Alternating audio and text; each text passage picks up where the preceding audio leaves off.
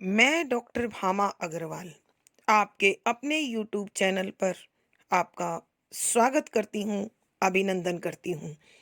आइए प्यारे बच्चों, आज हम राष्ट्र कवि रामधारी सिंह दिनकर द्वारा रचित कुरुक्षेत्र नामक प्रबंध काव्य का अध्ययन आरंभ करते हैं।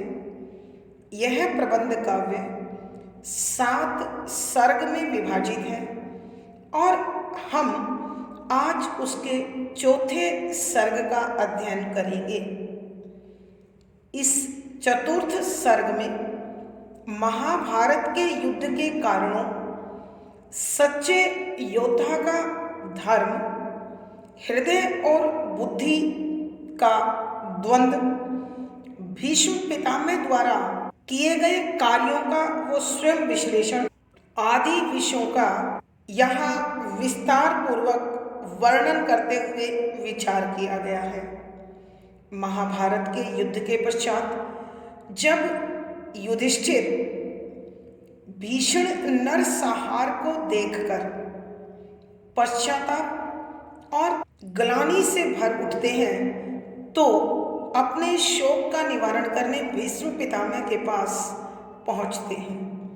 तो यहाँ भीष्म पितामह उसके मन को ढाढ़स बंधाते हुए, उसे समझाते हुए कहते हैं कि यह महाभारत का युद्ध केवल तुम्हारी महत्वाकांक्षा या सपने की पूर्ति नहीं है।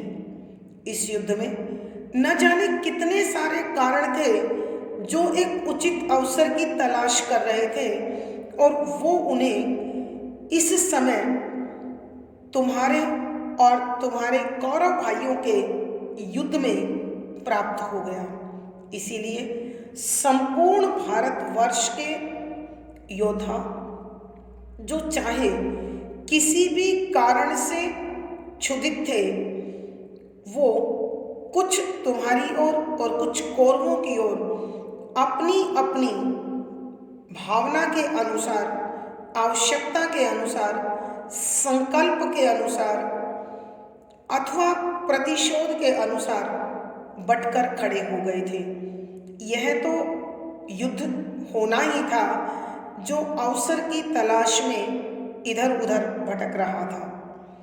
यहाँ इस सर्ग के अंतर्गत इसीलिए भीष्म पितामह युधिष्ठिर को समझाते हुए कहते हैं कि युधिष्ठिर, स्वत्व यानी अपने अधिकार की खोज करना पाप नहीं है। पाप वह होता है जो दूसरों का हक छीनता है, अन्याय, अनीति और अत्याचार का अनुकरण करता है अथवा चुपचाप उसे कोई सहता चला जाता है। मनुष्य स्वभाव से शांति प्रिय है।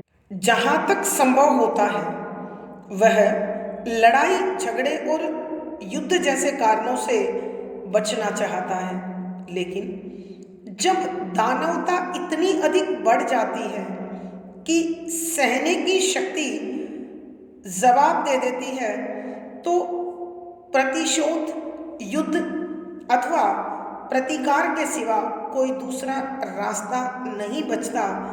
तो इस प्रकार के युद्ध की पृष्ठभूमि अपने आप तैयार हो जाती है और युद्ध भड़क उठता है। महाभारत केवल तुम दो पारिवारिक भाइयों का युद्ध नहीं था, बल्कि इसमें संपूर्ण देश का भीषण विस्फोट था। इसमें संपूर्ण देश की भागीदारी थी। प्रत्येक व्यक्ति अपने अपने उद्देश्य की पूर्ति के लिए तुम्हारे संग आकर जुड़ गया था। हे युधिष्ठिर, महाभारत का युद्ध केवल एकाएक घटित होने वाली घटना नहीं है, बल्कि बहुत सारे घटनाक्रमों का श्रृंखलाबद्ध एक दस्तावेज है। महाभारत का बीज तो उसी दिन पड़ गया था जिस दिन रंगभूमि में अर्जुन ने अपनी धनुर्विद्या का चमत्कार दिखाया था और दुर्योधन उसे सहन नहीं कर पाया था। फिर न जाने कितनी घटनाएं इस प्रकार घटती चली गई जो आग में घी का कार्य करती रही, और द्रौपदी के चीरहरण ने तो इस अग्नि को और अधिक भड़का दिया। यह दुर्घटना तो पूरे कुरुवंश के लिए, पूरे खानदान के लिए बड़ा अपमानजनक विषय है। हे युधिष्ठिर, उस घटना का विरोध हमारे द्वारा न कर पाना भी हमारे लिए बहुत बड़ी हार है। मैं आज भी समझता हूँ कि उसका विरोध न करके मैंने अपने ही वीरत्व पर, अपने ही शौर्य पर, अपने ही पुरुषार्थ पर एक कलंक लगा दिया जिसे कभी धोया नहीं जा सकता। भीष्म पितामह शूरता का धर्म समझाते हुए युधिष्ठिर को कहते हैं, एक सच्चा शूरवीर, एक सच्चा योद्धा वह होता है जो तलवार की तेज धार पर पांव रखकर मचलता है, जो दहकते हुए अंगारों पर निर्भय होकर चलता है, जो अपनी छाती पर प्रहार सहता है और हंसते हंसते जहर पी लेता है। वीर पुरुष वह है जिसकी वीरता, जिसका शौर्य हमेशा प्रज्वलित रहता है। यहाँ हृदयवाद और बुद्धि के द्वंद्व को भी बड़े सुंदर शब्दों में समझाते हुए कहते हैं कि अत्यधिक बुद्धि तर्क को जन्म देती है, कि जब जब मनुष्य बौद्धिकता को स्फूर्त हो जाता है, बौद्धिकता को समर्पित हो जाता है, वह कायर बन जाता है।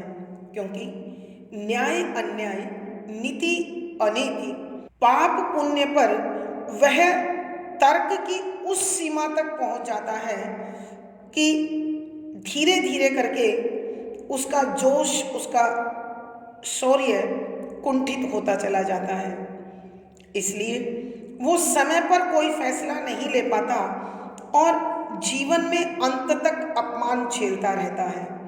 इसलिए मानव को अपने मन की शांति के लिए, जीवन में सफलता के लिए हमेशा बुद्धि और हृदय में तालमेल बनाकर चलना चाहिए। चौथे सर्ग के अंत में कविवर भीष्म पितामह के माध्यम से समझाते हैं कि धर्म और स्नेह दोनों में हमेशा तालमेल होना चाहिए। भीष्म पितामह अपने जीवन में इसी प्रकार का घटनाक्रम याद करते हुए बताते हैं कि मैं हमेशा कौरवों की सेवा करता रहा, क्योंकि हस्तिनापुर की गद्दी की रक्षा का मेरा संकल्प था। इसलिए मैंने हमेशा अपने धर्म का पालन किया और हृदय से प्यार मैं पांडवों को देता रहा। इसलिए कौरवों को मेरा शरीर और पांडवों को मेरा मन मिला। आज मैं तुम्हारी जीत से संतुष्ट हूँ कि मैं अपने धर्म और अपने हृदय दोनों से न्याय कर पाया। आइए बच्चों, अब हम इसी प्रकार के भावों से भरे इन पदों की व्याख्या आरंभ करते हैं। पद संख्या 37। 13 वर्ष रहेगी जग में, शांति किस विध छाई, तब होगा विस्फोट, छिड़ेगी कोई कठिन लड़ाई। प्रसंग।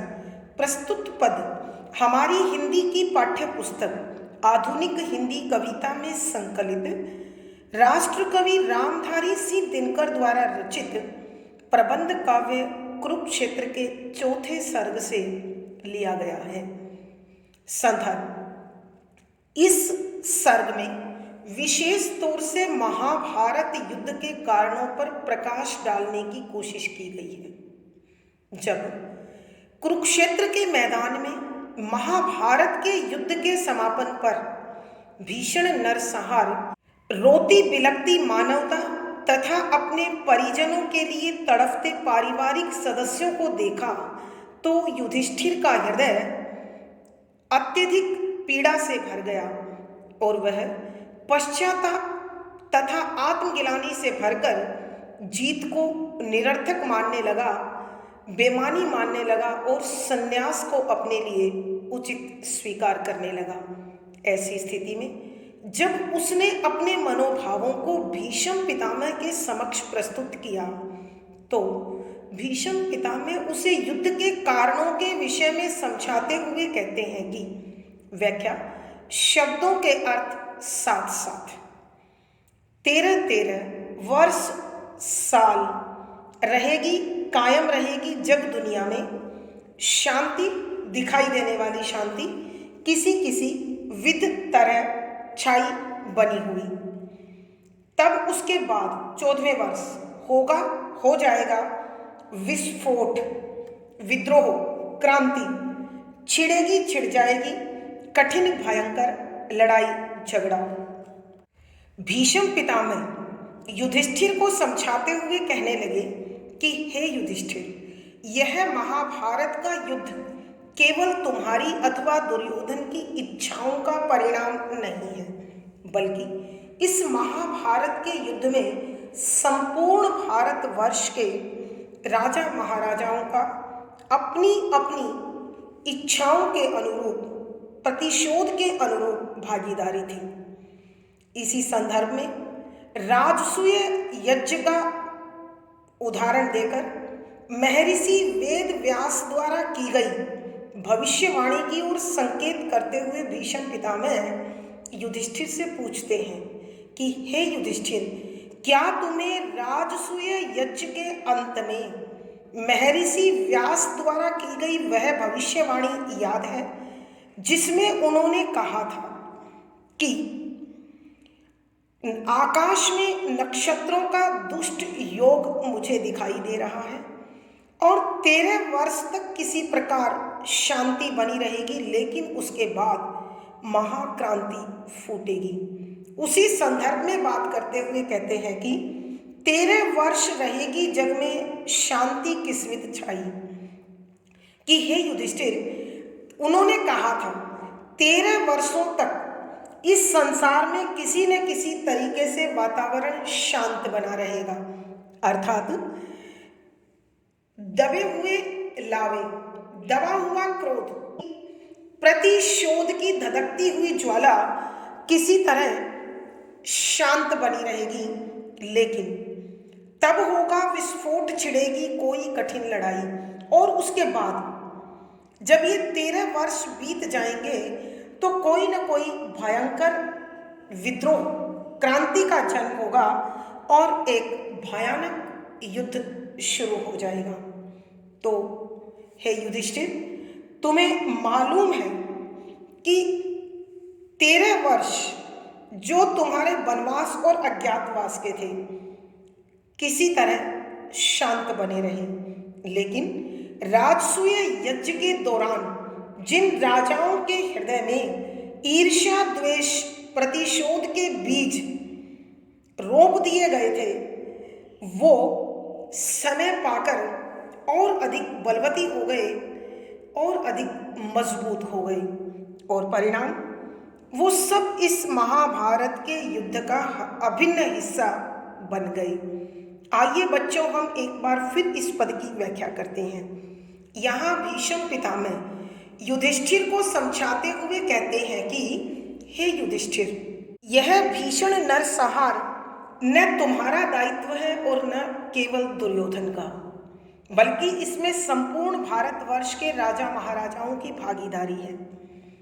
तुम राजसूय के यज्ञ के समय महर्षि वेद व्यास द्वारा की गई उस भविष्यवाणी को याद करो जिसके अंतर्गत उन्होंने कहा था कि मैं आकाश में नक्षत्रों के अशुभ संयोग को देख रहा हूं। बहुत जल्द संपूर्ण राष्ट्र किसी न किसी भयंकर क्रांति का हिस्सा बनने वाला है। तो क्या युधिष्ठिर तुम्हें याद है जो भविष्यवाणी उन्होंने की थी? यह पूछते हुए कहते हैं कि 13 वर्ष रहेगी जग में, कि उन्होंने भविष्यवाणी करते हुए कहा था कि इस संसार में 13 वर्षों तक किसी प्रकार से शांति बनी रहेगी। अर्थात कहने का भाव यह है कि वो 13 वर्ष जो तुमने वनवास और 1 वर्ष अज्ञातवास में काटा, उस दौरान जैसे तैसे युद्ध की स्थिति टलती गई, लेकिन जैसे ही तुम्हारा वनवास और अज्ञातवास खत्म हुआ, यह युद्ध आरंभ हो गया।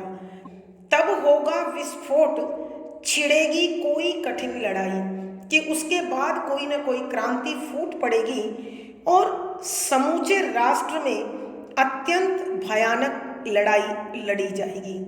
तो हे युधिष्ठिर, तुम्हें याद है कि राजसूय यज्ञ के दौरान सम्मिलित होने वाले राजा महाराजाओं के हृदय में जो ईर्ष्या, द्वेष और प्रतिशोध के बीज रोपे गए थे, वो इन 13 वर्षों में फल फूल कर बड़ा विस्तृत हो चुके थे, विस्तारित रूप ले चुके थे, व्यापक हो चुके थे।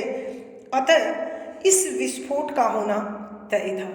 भावार्थ, कवि के कहने का भाव यह है कि महर्षि वेद व्यास की भविष्यवाणी झूठी नहीं हो सकती। अतः इस युद्ध के विषय में तुम्हें पूर्व सूचना थी। विशेष यहाँ महर्षि वेद व्यास के काल दृष्टा और युग सृष्टा के महान चरित्र को उभारा गया है। शुद्ध साहित्यिक खड़ी बोली का प्रयोग है, शांत रस प्रसाद गुण है, तुकांत छंद गे शैली और संगीतात्मकता बनी हुई है। यहाँ पांडवों के 13 वर्ष का वनवास के विषय में भी बताया गया है। अनुप्रास, स्मरण आदि अलंकारों का सुंदर सटीक प्रयोग हुआ है। पद संख्या 38, होगा ध्वंस कराल काल, विप्लव का खेल रचेगा, प्रलय प्रकट होगा धरणी पर, हाहाकार मचेगा। प्रसंग पूर्ववत संदर्भ, यहाँ इस सर्ग में महाभारत के युद्ध के कारणों पर विचार किया गया है।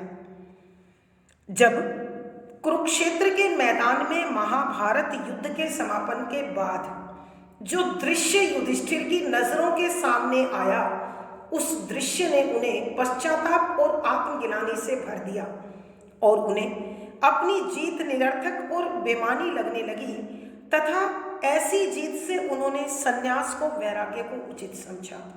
जब अपने आहत मन को भीष्म पितामह के समक्ष उन्होंने खोला, तो भीष्म पितामह उन्हें समझाते हुए कहने लगे कि व्याख्या शब्दों के अर्थ साथ साथ, होगा हो जाएगा, ध्वंस विनाश, कराल भयंकर, काल यम, विप्लव उथल पुथल, क्रांति विद्रोह, खेल खेलेगा, प्रलय महाविनाश, पूर्ण नाश, प्रकट साक्षात होना, धरणी पृथ्वी पर हाहाकार कि चारों ओर बचाओ बचाओ, हाय हाय मच जाएगी। यहाँ भीष्म पितामह युधिष्ठिर के हृदय से उसके पाप बोध, पश्चाताप, आत्मग्लानि और वैराग्य के भावों को निकालकर मानवता की सेवा के लिए कर्म पथ पर प्रेरित करना चाहते हैं। वो राजसूय के यज्ञ को इस महाभारत के तात्कालिक घटक के रूप में देख रहे हैं और उसी यज्ञ के अंत में महर्षि वेद व्यास ने जो भविष्यवाणी की थी, उसी का स्मरण युधिष्ठिर को करवाते हुए उससे पूछते हैं कि हे युधिष्ठिर, क्या तुम्हें याद है कि राजसूय यज्ञ के अंत में महर्षि वेद व्यास ने कहा था कि 13 वर्षों बाद भीषण युद्ध होगा और उस युद्ध की स्थिति ऐसी होगी जैसे होगा ध्वंस कराल काल, होगा हो जाएगा कि अत्यंत भयंकर विनाश होगा और साक्षात यम पृथ्वी पर होगा, विप्लव का खेल रचेगा कि स्वयं पृथ्वी पर यमराज आकर सारी व्यवस्था को उथल पुथल कर देंगे। प्रलय प्रकट होगा धरणी पर, हाहाकार मचेगा कि स्वयं यमराज जो पृथ्वी पर महाविनाश का खेल खेलेंगे, तो इस पृथ्वी पर साक्षात महाविनाश छा जाएगा और पीड़ित मानवता तथा जनता त्राही त्राही कर उठेगी और सर्वत्र तड़पते बिलखते लोगों की आवाजें सुनाई देंगी। आइए बच्चों, हम एक बार फिर इस पद की व्याख्या करते हैं।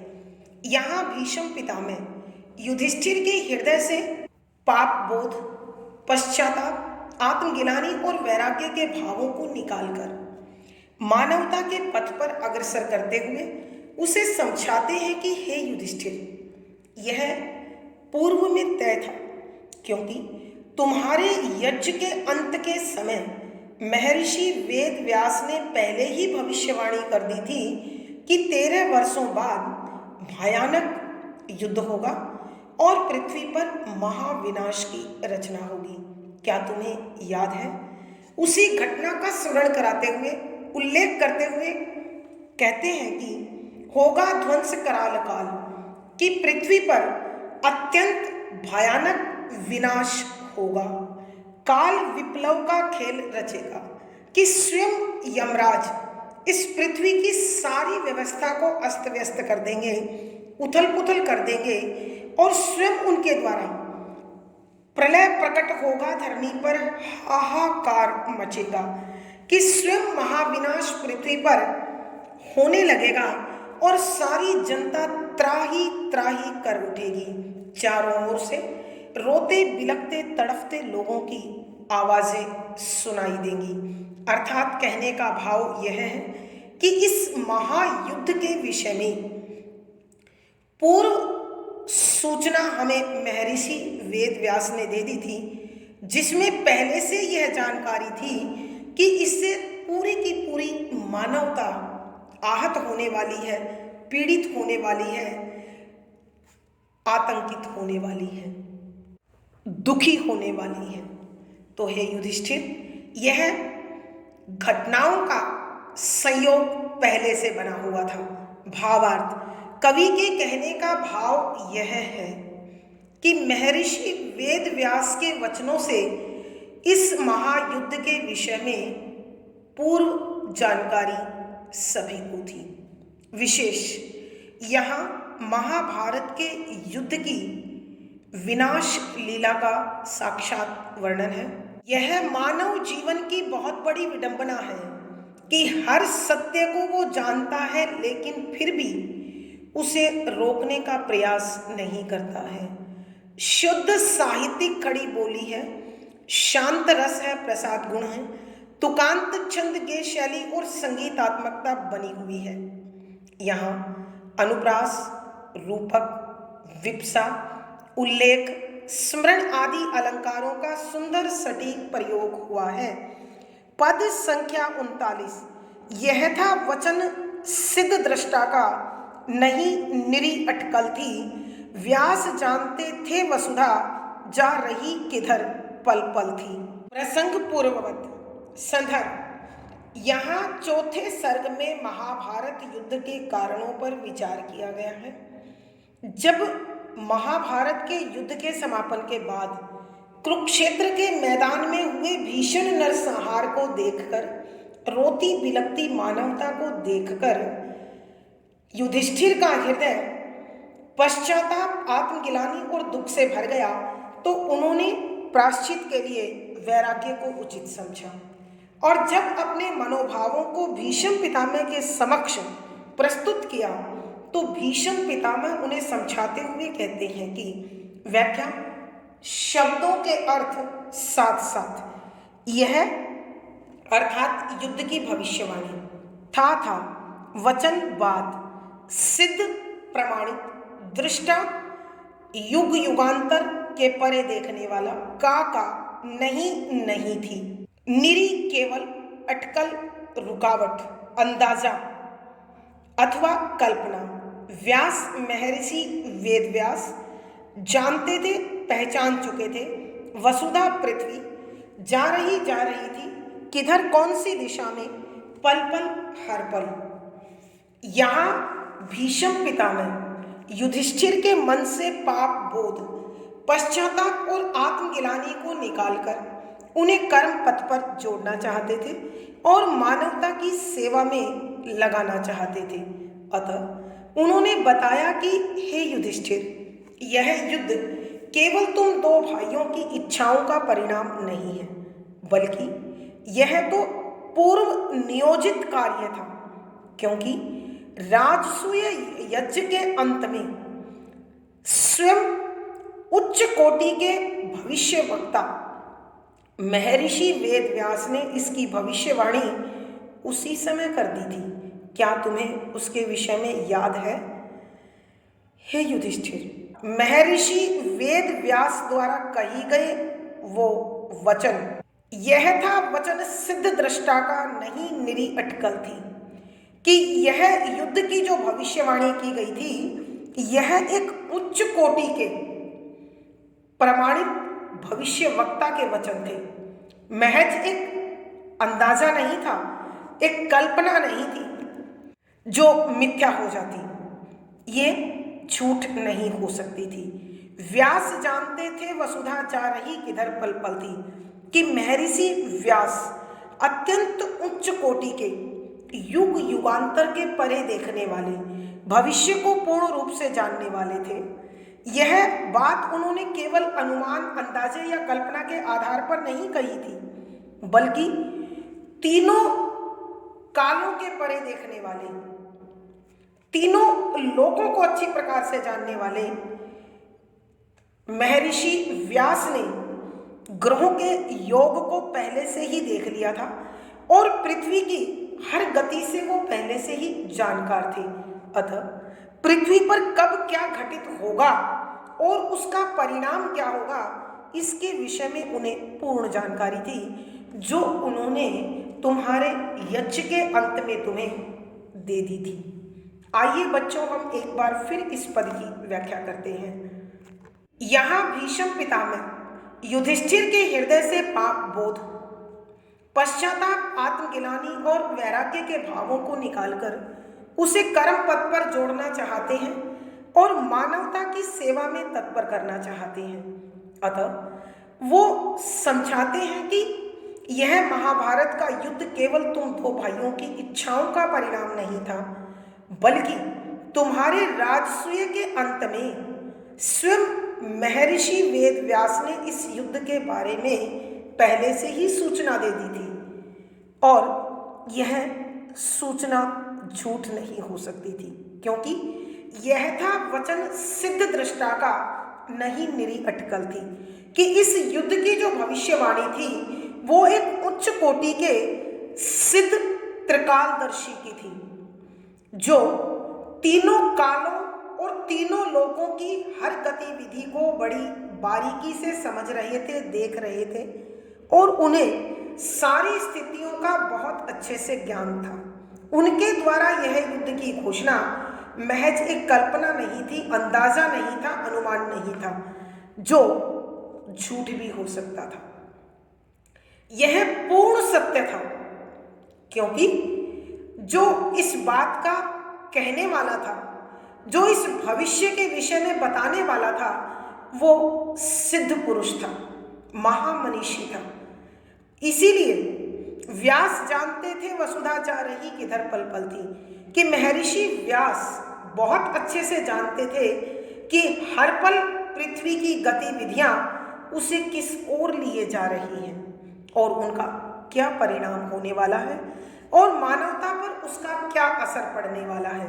तो हे युधिष्ठिर, महर्षि वेद व्यास ने इस युद्ध के विषय में पहले से ही जानकारी दे रखी थी, और जो सच होना तय था। भावार्थ, कवि के कहने का भाव यह है कि ऋषि मुनि मनीषी हर युग और हर लोक के विषय में पूरी जानकारी रखने की अलौकिक शक्ति रखते थे। विशेष यहाँ महर्षि वेद व्यास के सिद्ध व्यक्तित्व को दर्शाया गया है। शुद्ध साहित्यिक खड़ी बोली का प्रयोग है, शांत रस है, प्रसाद गुण है, तुकांत छंद गे शैली और संगीतात्मकता बनी हुई है। यहाँ अनुप्रास, स्मरण, पुनरुक्ति, प्रकाश आदि अलंकारों का सुंदर सटीक प्रयोग हुआ है पद संख्या 40। सबते सुखी यज्ञ से केवल मुनि का हृदय विकल था, वही जानते थे कि कुंड से निकला कौन अनल था। प्रसंग पूर्ववत। संदर्भ, यहाँ इस सर्ग में महाभारत युद्ध के कारणों पर पर्याप्त मात्रा में प्रकाश डाला गया है। जब कुरुक्षेत्र के मैदान में महाभारत युद्ध के समापन के बाद युधिष्ठिर उस युद्ध के परिणाम के दृश्य को देखकर अत्यधिक दुखी हुए, आहत हुए, पीड़ित हुए, तो उनका मन पश्चाताप और आत्मग्लानि से भर गया। अतः उन्होंने प्रायश्चित के तौर पर संन्यास वैराग्य को धारण करना उचित समझा, और जब भीष्म पितामह के समक्ष अपने मनोभावों को व्यक्त किया तो भीष्म पितामह उसे समझाते हुए कहने लगे कि व्याख्या शब्दों के अर्थ साथ साथ सब सारे भारतवर्ष के राजा लोग थे सुखी आनंद मग्न यज्ञ हवन से कि सब ऊपर से प्रसन्न दिखाई दे रहे थे। केवल मुनि का हृदय विकल था, कि केवल महर्षि वेदव्यास का हृदय मन विकल बेचैन था कि यह राजसूय का यज्ञ सुखदायी, मंगलकारी, शुभकारी नहीं होगा। वही जानते थे कि कुंड से निकला कौन अनल था।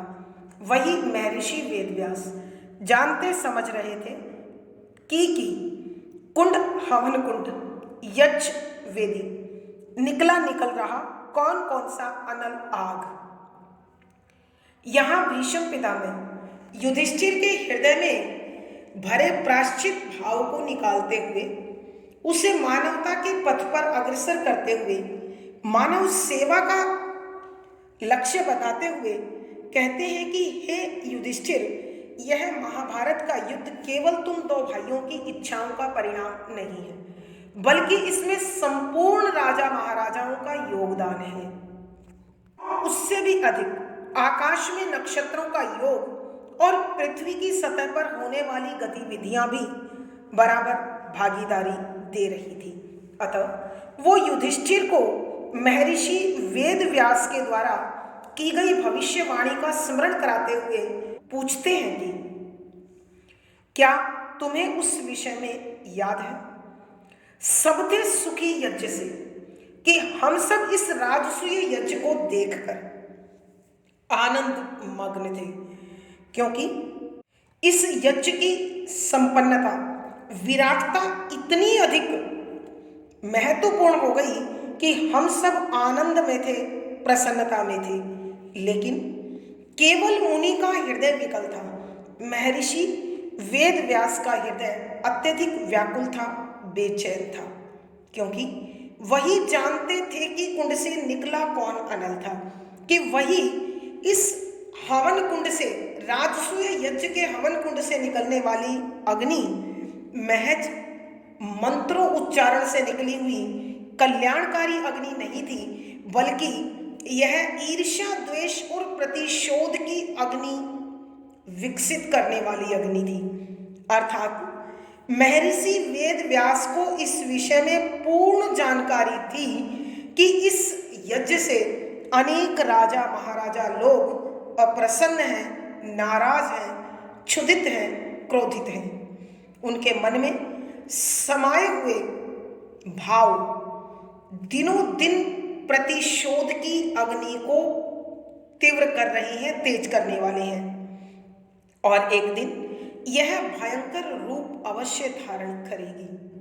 आइए बच्चों, एक बार फिर हम इस पद की व्याख्या करते हैं। यहाँ भीष्म पितामह युधिष्ठिर के हृदय में छाए दुख, पश्चाताप, आत्मग्लानि और वैराग्य के भाव को निकालकर उसे कर्म पथ पर, मानवता की सेवा के पथ पर जोड़ना चाहते हैं। अतः वो समझाते हैं कि हे युधिष्ठिर, यह महाभारत का युद्ध तुम दो भाइयों की महत्वाकांक्षाओं का परिणाम नहीं है, बल्कि संपूर्ण राष्ट्र के राजा महाराजा इसमें समान रूप से भागीदारी दे रहे थे, क्योंकि राजसूय में शामिल होने वाले राजा महाराजाओं के हृदय में जलता द्वेष, ईर्ष्या और प्रतिशोध दिन प्रतिदिन बलवती हो रहा था और इस विषय की पूर्ण जानकारी महर्षि वेदव्यास को थी। इसी और संकेत करते हुए वो कहते हैं कि सबथे सुखी यज्ञ से इस राजसूय यज्ञ की संपन्नता विराटता को देखकर हम सब अत्यंत आनंदित थे, प्रसन्न थे, आनंद मग्न थे और सुखी थे। परंतु केवल मुनि का हृदय विकल था कि महामुनि वेदव्यास का हृदय अत्यधिक व्याकुल था, बेचैन था, क्योंकि वो जानते थे, वही जानते थे कुंड से निकला कौन अनल है, कि इस महाकुंड से निकलने वाली अग्नि जो मंत्रों उच्चारण से निकल रही थी, सर्व शांति के लिए निकल रही थी, वो वास्तव में शांति नहीं, प्रतिशोध की ज्वाला को बढ़ा रही थी।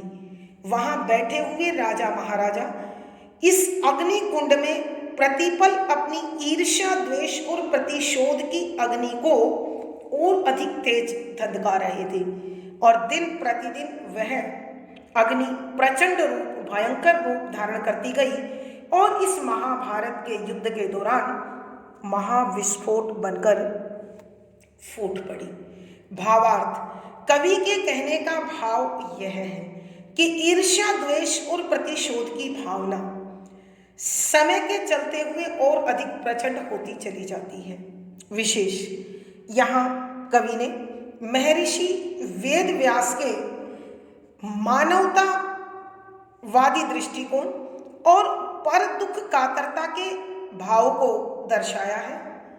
शुद्ध साहित्यिक खड़ी बोली का प्रयोग है, शांत रस है, प्रसाद गुण है, तुकांत छंद गे शैली और संगीतात्मकता है। यहाँ इस पद में अनुप्रास, श्लेष, वक्रोक्ति, उल्लेख, स्मरण आदि अलंकारों का सुंदर सटीक प्रयोग हुआ है। हमें प्यारे बच्चों इतना ही। अगली वीडियो में फिर मुलाकात होगी। पिछली वीडियो का लिंक डिस्क्रिप्शन बॉक्स में मिल जाएगा। आशा है पढ़ा गया विषय आपको समझ में आया है। अपने भाव व विचार कमेंट बॉक्स में लिखें, वीडियो को लाइक करें, शेयर करें और चैनल सब्सक्राइब करें। आपका दिन और जीवन मंगलमय हो, इसी शुभकामना के साथ आभार, धन्यवाद।